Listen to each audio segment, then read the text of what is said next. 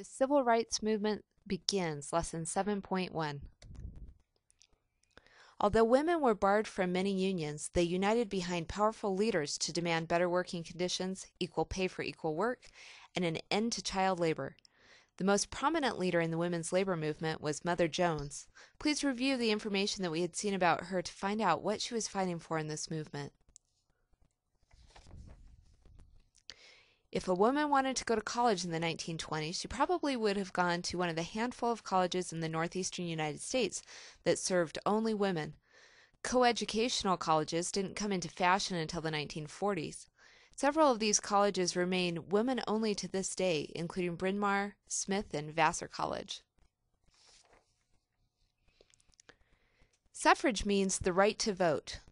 Women had been rallying, lobbying, picketing, protesting, and formally requesting the right to vote since 1848. It wasn't until 1920 that the 19th Amendment was passed, awarding the women the right to vote. The text of the 19th Amendment reads, "The right of citizens of the United States to vote shall not be denied or abridged by the United States or by any state on account of sex. Congress shall have power to enforce this article by appropriate legislation." This amendment was ratified on August 26, 1920. The National American Women's Suffrage Association was founded in 1869 by Elizabeth Cady Stanton. It was the parent organization of many local and state-level associations, and millions of women belonged to this association. NACW stands for the National Association of Colored Women. NACW was formed in 1896 to, quote, "furnish evidence of the moral, mental, and material progress made by people of color through the efforts of our women." They took up the banner of suffragists and of anti-racist sentiment. Booker T. Washington was born in 1856 in the Deep South. He had the advantage of a solid education and dedicated his life to passing that advantage on to others throughout the country. He was the founder of the Tuskegee Institute in Alabama.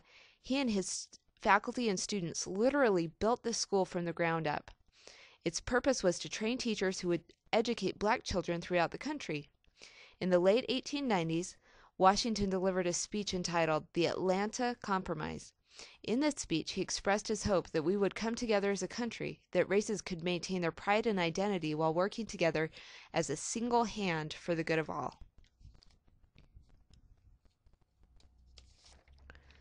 W.E.B. Du Bois was perhaps the most celebrated civil rights activist of the early 20th century.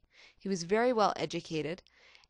David Levering Lewis, a biographer, wrote, "In the course of his long, turbulent career, W.E.B. Du Bois attempted virtually every possible solution to the problem of 20th century racism, including scholarship, propaganda, integration, national self-determination, human rights, cultural and economic separatism, politics, international communism, expatriation, and third world solidarity."